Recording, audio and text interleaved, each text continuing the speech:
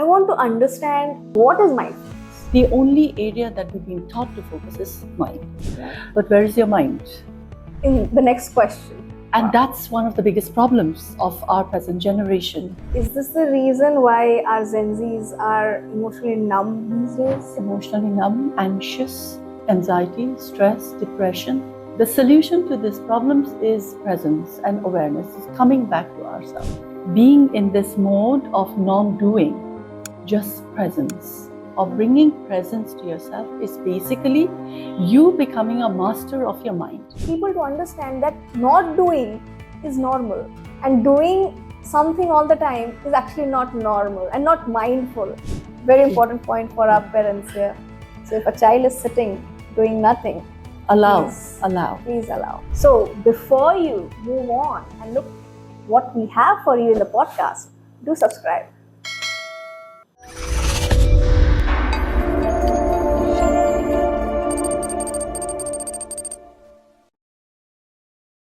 Welcome back to another podcast session of Empower Talks, and I'm your host Steffi Prasad today, and we're going to bring you a very, very meaningful session here with someone who's very renowned in her area, where she has transformed many lives with her specialization in mindfulness, science of happiness and well-being. And she's none other than Ms. Sunita Lama, who has made impacts with her softness and nurturing nature. So it's my privilege to welcome her. When we have you here, it's something that is so blissful already, because when we talk about Ms. Sunita Lama, the entire environment becomes warm, nurturing and peaceful. Ma'am, we're so happy to have you. Thank you very much for having me, ma'am. It's an honor and a privilege to share what I believe is my life's purpose. So thank you very much for inviting me for this talk. Hare Krishna. So, ma'am, first and foremost, I want to understand in this series, when we go with wellness series, right? Understanding mindfulness is not just what we understand, because way beyond what mindfulness is. So can you please give us a crusk on what is mindfulness? Right, thank you. So let me start by asking you a question. Yes, ma'am. So you're here, seated. This is a beautiful ambience. Yeah. But where is your mind? In the next question. Yeah. So that's exactly what mindfulness is. While we think we are here, right, in this space, physically we are here, but our mind is either ruminating in the past or thinking about the future, just like you said. Right. You're lost in the thought of what my next question is. The future. So, yes, exactly. And that's one of the biggest problems of our present generation. And as we go on, you'll get to know why. That was a hard reality check. So audience, so even if you're thinking of something just way a future which is just 5 minutes ahead of you, that is also not being mindful. A big reality check for us. Thank you for this. This is why, sitting with you is such a pleasure, ma'am. Like every time we have something, there's something new to learn from you. So, ma'am, if just being, 5 seconds ahead is also not being mindful, then how to be mindful? So the first thing is this realization: where am I? Okay. And is my mind with me? Okay. Yeah. And so what is this? This is awareness. Mm-hmm. I'll go back to why. Why is it that we are so lost in thought? Mm-hmm. So through the process of our education, we go through conditioning. The only area that we've been taught to focus is mind, developing the mind, thinking. And while we are very well trained in the mode of thinking, we've never been taught to understand what reality is, or how is this thought process affecting me, this being. Because I'm not just my mind, I'm also my body. And in my body, there is the spirit or the soul. So I'm a combination of the mind, the body, and the spirit. So in other words, I've been living just here in the head, not down. So basically the social conditioning has taken us away from ourselves, from the spirit or the soul that you're talking of? Yes, from myself. For all of us. Yes. Basically, if I put it for the audience also, for us also, that means we are actually living away from our soul, and we are only living in our mind, thinking of the future. We are living in thoughts, not even our mind. Yes. Not being mindful, because we are not in mind, not mindful, so we are not in mind. So we are thinking, and we are only living with the thought and the body, yes. disconnected from The our present moment. of mindfulness, which is supposed to be our soul connect. So I'll just explain one thing. So mindful is becoming aware that all I have is this moment. Okay. This moment that I'm here. Okay. Right? Not the past and not the future. So in this moment, I should be realizing, I should be aware I'm of here. my soul, my mind, my thoughts, feelings, and body. Emotions. Yes. So what are these 5 things? And you just once again the thing is, I am always in the doing mode. Okay. Like just now, we are having this podcast, and so I need to ask a question. I need to answer. What's my next question going to be? Am I answering it correctly or not? Am I keeping will this podcast engage the audience? But as I am in the thinking mode, what am I forgetting? This being, how am I feeling? Am I really here? Right. So am I really present with the questions that I'm asking? And am I really listening to the response of the questions? Right. So this being, we function in an automated mode, the autopilot that we call it, right? Is this the reason why our GenZs are emotionally numb these days? Emotionally numb, anxious, because they are bombarded with thoughts. So, on a deeper level, there is a turbulence in the world itself. Like in MBTI personality test also, when we see there's this T which says they are turbulent. So the personality is turbulent. They don't know themselves. It's not so the whole place, actually, if you look at the physical environment too, there's a turbulence. And that itself disturbs our energy. Okay. And on top of that, we constantly expose ourselves to information, be it useful, or most of the time it's not useful. So they have a lot of issues: sleep deprivation, lack of healthy nourishment. So even nourishing the mind, which is like being in this mode of non-doing, just presence in the being mode. This is such a contradictory, thought. Now, from a very small age, like if we talk about a school-going kid in its infant, like infant, 2 to 3, school-going 3, 4. Going kid who is just nearly 3-4 years old, even that child is told to study, play. These are all doing modes. So how do we get people to understand that not doing is normal, and doing something all the time is actually not normal and not mindful, and not being? So is this the reason that the social conditioning has put us in such a autopilot mode that we do not think that what are we and who are we and how we can be at peace, and we are finding peace by doing something, and that is why nobody is finding any peace? Is this the reason? So basically we are distracting ourselves. Correct. And also, if I can throw a question back at you, what do you think? Are people happy? The reports and the research says and we all know that nowadays children suffer from ADHD. Yes. There's so many. What could be the reason? We are robbing them of their disabilities. Right. And the children are actually suffering from separation anxieties at a very young age, which was not reported before. Because parents don't have time. Parents don't give time to children, and so that's why they grow up feeling neglected, and they are always looking for someone to fill that gap. But they themselves don't know what this connection is, because again they are exposed more to virtual reality. So they're constantly living in the emotions, they're feeling the emotions which are unhealthy emotions. I think they're not living, they don't know what emotions are. They've never Wow. related to it.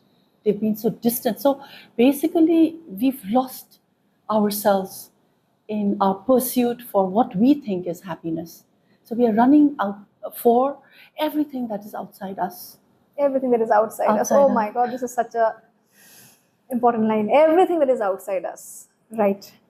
And that's the cause of our anxiety, stress, depression.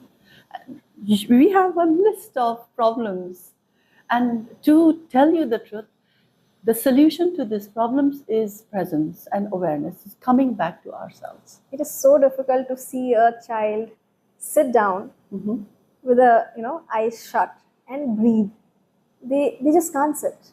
Yeah, but there are many ways. Like again, it's not impossible. Yeah, it's not impossible, yeah. but they find it difficult. Means they have a lot of thoughts already ongoing. They're preoccupied with so many thoughts that they are unable to be mindful of themselves. They're uncomfortable with their own self. Absolutely. They're comfortable with everything outside, but they're uncomfortable with their own self. And I think that is the reason of anxiety and depression that you're actually saying. Yes, yes. We constantly teach them to run away. There is a problem. They distract themselves by looking at the phone, watching TV, binge eating, looking for someone, talking, running away, all the time. They're constantly running Either away from running or themselves. chasing. Yeah. Is a run or a chase that they are following? Well, I guess it is both. Both. I'm running away from myself, chasing a dream which I feel will give me happiness. But then Success. you achieve that, and then you again feel that, oh no, this is not what I want. Right.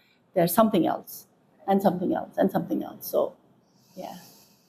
So, ma'am, how can we, this is a conditioning that has happened. Mm-hmm. How can this conditioning be reversed?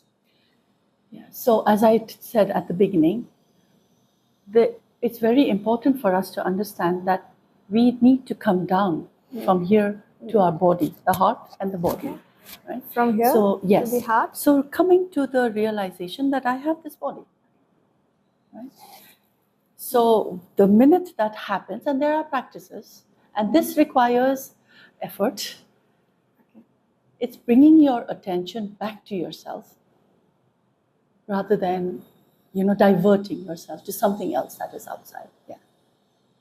And it's a very simple practice. What are the efforts? Minute of just practice, a minute. Okay, right. and a minute's effort. Ma'am, can you please? Yes. So I invite you to sit with your feet flat on the ground. Yeah. Mm-hmm. And then just spread your hands and just feel your hands. Just take your fingers gently on the palm of your hands. You can keep your eyes open. Because usually there is this belief that, oh no, mindfulness is meditating, closing your eyes. It's nothing like that. What's happening to your mind as you're touching as you're rubbing your fingers on the palm of your hands? What's happening? Feels good. It feels good. What about the thought in your mind? What happened? It's just with my hands. Yeah. With my palm. So is it running away? No, is it running away? No, it's just there. So there it is. Very simple practice. The mind has the habit to wander. That's why we call it the monkey mind. How do I tame the mind to be with me? By simply bringing the attention. You have to give the mind an anchor. So this is the anchor. In this case, my hand. So basically the body that we have got is supposed to anchor us to the reality of us being. But we're using it for... We are not in the body, we are in the mind most of the time. Oh, we're not in the body, we're in the mind. We are in the mind, that's what we... Lovely. Yeah. Becoming aware or bringing presence to yourself is basically you becoming a master of your mind. Rather than your mind leading you, yeah, you're making the mind listen to you. So basically talking to your own self. Being present with yourself. Being present with yourself. So bringing your awareness to yourself. Not present. Because talking to yourself is again, how are you talking? Are you talking, is it dictated by the mind again? Okay. The wandering thoughts in your mind. Right. So are you caught in the loop? So the chattering mind and the monkey mind. Absolutely. Okay, so is the mind chattering you to do something or is it making you do something? So it all depends. What is the mind chattering about? So the chattering mind itself is the distraction. The minute you are caught in the How to identify that this is a chattering mind and how to identify this is the monkey mind? Yeah, it's like for instance, this coffee is here in front of me, right. And there is this coffee in front of me, and then the mind says, oh, it's getting cold. And when am I going to drink this coffee? Oh. And but then, no, I can't drink it right now. But please drink Yeah, it. no. So that, you see, Right. if I am, there is the mind's, okay, this is what the mind is there for, right? The purpose of the mind is to think. And there are thoughts after thoughts and afterthoughts. But if I'm not aware, then I get caught up in those thoughts. And that's when I lose touch with presence. That's where I am not attentive. So even contemplation is chattering mind. Contemplation, again, in what sense? Like we contemplate a lot of things. Like if I was there, I would have done this. Like for example, before exam, students have this anxiety, today is my exam and I have to study this much. And if I pass, I will go to Delhi to study and That's a wandering do this. mind. This is a wandering mind. This is a You're wandering mind. lost, but there's no action. There's no action. Yeah. There's a wandering mind and there's no action. Yes. Okay, so this is for our audience. So you know when are you wandering and when you are chattering. Okay, your mind is wandering and when your mind is chattering. So it's time to take a note and be mindful about it. This was a very important point, I think, ma'am, you have shared. And how do we bring ourselves back from our monkey mind and chattering mind? Yeah, so there are many practices. There are many ways that you can bring yourself back to yourself. One, as I said, okay, the minute you notice that you feel heavy, you're lost, you're not, there's a fog, what I do is, the only thing present in us is our breath. So bring your attention to your breathing. You're breathing, okay? Yeah. Just there's nothing that you have to do. Just Just that you're breathing. Yeah. And breathing is nothing, it's auto. Yes. Yeah. The minute you notice your breathing, what happened to the thoughts running in your head? Gone. Yeah. So it's that simple. So basically, we have everything around us. It's just that we take them for granted. And we take those things for so granted that today we do not even acknowledge they are so important to us. And then we keep complaining that there is anxiety, there's depression, I can't focus, I can't concentrate, there's so much of suffering, there's so much of pain. Actually, there is nothing, it's just that we do not acknowledge the little things that are already there in a survival mode for us. Yes. Very, very important point noted, ma'am. So what stops us from, this is very, now since we have realized this, this is very important, like what stops us? Distraction. What are these distractions, ma'am? Why distractions are more attractive than, valuing the little things? Because as I said, that's what we've been taught right from childhood. What do as parents, what do we tell our child? The minute we see them sitting and doing nothing, the first question we ask them is, why are you sitting idle? Do something. Read a book. Go out and play. So we never and that allow happens. a child to sit. Yeah, and that's the problem. Wow. So today we have to unlearn that habit. Very important point for our parents here. So if a child is sitting, doing nothing, allow. Please allow. Yeah, right. Allow. Right. Yeah. Wow. So social conditioning has, ma'am, I think Yes, please. take, Go ahead. means, ma'am, social conditioning has made us in such a way that we really do not see ourselves. And everything that is noisy, everything that is distraction, everything that is outside us, we keep chasing, thinking it's more attractive than who we are. And that's where we lose our self-worth. We don't know ourselves. So I don't even know my worth. Right. Yeah. We don't know ourselves. We don't know our self-worth. And then we say that why do people don't respect us? Why do people talk in a certain manner with us? Because we do not know ourselves. We're not self-aware. We do not know what we can do best. And we are expecting from the world to acknowledge us. Isn't this a very big expectation that we have? So that vacuum, there's a vacuum in me. And I am expecting that vacuum to be filled by everyone around me. See me, acknowledge me, praise me. So it's the vacuum. So that's exactly what happens in social media. Okay. We post a picture and then what do we do after that? how many likes went one after another, right? Yeah. When it And should what is be that? Self-validation. Right? self-validation. Yes. Like people should like me Yes. more than I should like myself. Yeah. So we never post something and we say that I like this. I like myself here in this photo or in this video. We rather say, do you like me here? Right? Did the people like me here? No, it's not even do you like me? Like me. See me. Oh, like me, see See me. me. Oh. It's more of a Yeah. command. Yeah. Like me, see me. me. Is this ego? Absolutely. Because when we are chasing for things, what is it that I want? I want to be seen. Okay. I want to be acknowledged. I want everyone to know that this is me. Recognize me. Right? Recognize. Yeah. So this is ego. But then in that pursuit, So basically, somewhere inside there is this feeling of unpleasantness. okay. So don't you think the world has been in such a way now that it's all about numbers and again social conditioning we're coming to? So this social conditioning has also built in a pressure in every individual to somewhere chase behind it, and in the chase they are forgetting themselves. So how can we balance this?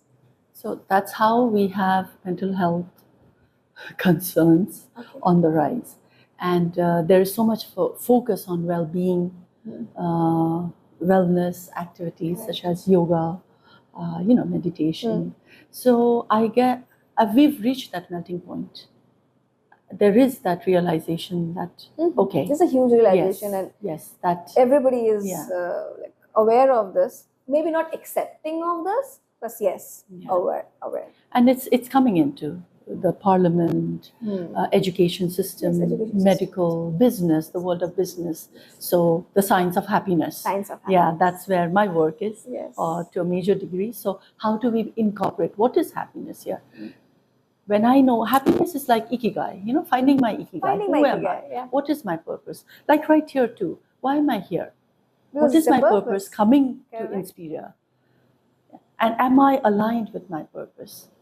So yeah, that's very important. It's very important to be aligned with your purpose. Know why you are doing something, and then doing it. Right? Then you don't seek validation. You feel happy because you did it, because that's your purpose. Yeah.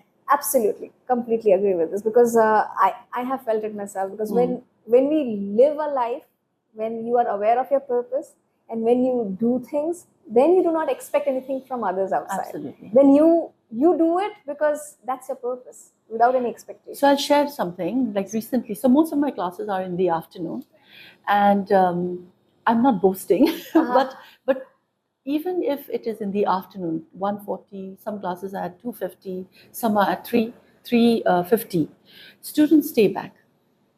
And so someone asked, like, do they really stay back? And the answer was, yes, they do. And it's nearly everyone. So I think because in that space, when we are talking about ourselves, there is this realization, right, that I'm here because I want to be here. This is what helps me see myself. The only place and only class in which they are allowed to see themselves, and not the world. Yeah, and also there's no pressure of, pretending to be something or doing what has been conditioned. Oh, lovely, ma'am. Yeah, so that's the real freedom. Absolutely, the real freedom. The freedom, the choice, the recognition, the realization, the acceptance to work on myself. Today, I think the people are, taking the choices to be, I like non-vegetarian, I like vegetarian, I like mutton, I like paneer. Are these the choices people are supposed to make, or the choices are supposed to be on the gunas that you're supposed to So I wouldn't go there. Okay. I wouldn't go to that part, because that's highly philosophical, and that's not everyone's cup of tea. Not everyone's cup of tea. Okay. So how we start is from this. I have this physical body. I need to nourish this body. Right. So and this body, if it is as well as the mind, right, I have to look after my physical body. I have to look after my mind. When my body and mind are healthy, then I am the best version of myself. So food is very important. So why do we choose the wrong food for our body? Well, that's again because coming back to the same thing, it's distraction. Why do we get distracted? Yeah, training of the mind. How do we train? Training, learning to be present, learning to be aware, learning to be with So yourself. every time focusing that I have to be in present. So when I am in this mode, like, oh, I have to be present, then it's again doing mode. Okay. When I am naturally with myself. Okay, how So to be like naturally for with instance, myself now? if I'm drinking, okay, I'm going to start drinking my coffee. So I know that there is this cup. I'm aware of the size of the cup. I'm also aware that my coffee now is warm. Okay. Right? Yeah. So, and I know that I'm drinking the coffee, and while I'm drinking the coffee, my mind is in the coffee. Okay. It's not thinking about what is going to happen next or. So, being with the activity that I'm doing, like we brush our teeth. So, am I in the process of brushing my teeth, or am I in the process of planning and plotting for the day? Oh. When I'm eating, am I really eating, or am I lost in thought? So that's where the problem is. Mindfulness comes in. Yeah. So it's a very simple practice, like the senses. For example, these. So we have like awareness. I have these 5 senses. What am I looking at? And when I'm looking at you, am I fully present? Am I really seeing you? So how do you really see me, ma'am? So Because I would want the audience to know that how can actually they, like, why I'm asking you so many houses, you know? Because so let's do this let this practice. session be that where the audience can actually take away that how to actually practice mindfulness in their day-to-day life, so that it can be relevant for them, it can be useful for them. Yes. Since you are here with us, it's very important for us to know all the hows. So one practice of whether I am with my senses or not, it's called sensory awareness, and it is the 5, 4, 3, 2, 1 practice. So, ma'am, I would like you to look around, okay, and notice 5 things that are white in color. 5 things. The walls? No, you don't have to tell me. Okay. So what did I do to my mind? Again, I'm deliberately drawing my attention to something. And in that process, what's happening? Is your mind wandering? Is your mind wandering? No. When you tell the mind, okay, look at 5 things that are white. No. It's looking for 5 things. Automatically, it is Doing. searching for 5 things. 5 things. So this is called awareness of the senses. Being with the senses. So basically, we walk around. Instructing our senses to function the way. There you go. Yeah. Not function according to the stimuli. Not being lost. Not being mechanical. Okay. Not being mechanical. Yeah, not being in the not autopilot losing mode. the control of the senses. Yes. I am aware. I am looking. And because I'm aware that I'm looking, I'm there with what I'm looking wholly. And so then I see the beauty. I see the beauty of things around me. And so that is the purpose of living. And same thing with the sense of hearing. Take your attention to your ears and listen to 3 sounds present in this room. Again, where is the mind? Just finding with the sound. What about the thoughts? Not there. Not there. Blank. So again, we do a lot of sessions. I do a lot of sessions on listening, because we are losing our ability to listen. This is what I was telling my students in the class also last time. And you so need half the to information is listen to lost. be a good communicator, Right. because without listening, you will not respond correctly. And it's very important to listen. Yeah. Yes. So basically, having the charge of your senses. Yes, having the charge of your senses, having the charge of your body. Having charge of your body. Yeah. Like, take your attention to your feet. Right. Notice the touch, the sensation. What's there? So constantly, when the mind is wandering, coming down to the body. Wow. That's automatic. And then we can go on talking about this, the energy level too. How the way it comes down and then it takes you down to the ground. That is where grounding happens. And I mean, we talked about ego. How do you bring your ego down to humility? Then I know that if there is no ground, I will not be standing. So it's there rather than here. That So is we're why floating in the air, right? that is why we say, no, your brain is in your knees. Yeah. That's where, and this is also one reason. Like if you go to church, we Kneel down. Yeah. That's where the bend of the knee is. If you follow Islam, right, Yes. they again bend their knees. Absolutely. You talk about Hindus, they cross their legs. Again, basically bending of the legs is bending of the ego, basically. But we do not understand why do we bend it. So one practice in mindfulness is mindful walking, where you walk to the slowest of your pace possible. But as you're walking, it is how gentle can I be with my feet. It's not, thumping. Yeah. It's kissing the ground. Yes. So being grateful. Absolutely. Yeah. Gratitude. Gratitude of showing gratitude to the Mother Earth. Also being gentle with your own feet for it being there. How many times have we thanked our toes? If our toes were not there, could we walk? Yeah. That we don't think. Yes. Right. So being mindful of everything that we have. Yes. Yeah. The being. Yes. Yeah, being. That's what is important. I think the key word here is being more than doing. We need to do. We are human beings. We cannot just sit, and we have immense potential. We have to do to bring out that potential, because that potential is a gift that we have for the world. Yes. But how will I do when I don't know this being that is in me? So can we say that we find this being when we are still? Yes. When you're not doing anything, doing nothing. Right? Doing nothing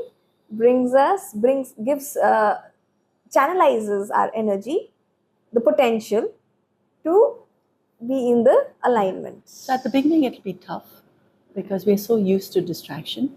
But then doing this on a regular basis, because first what you hear is the chattering, the noise, which is very uncomfortable. Uncomfortable. Right? That is basically, accepting the conditionings that we have, and then trying to break open from them, relearn and unlearn.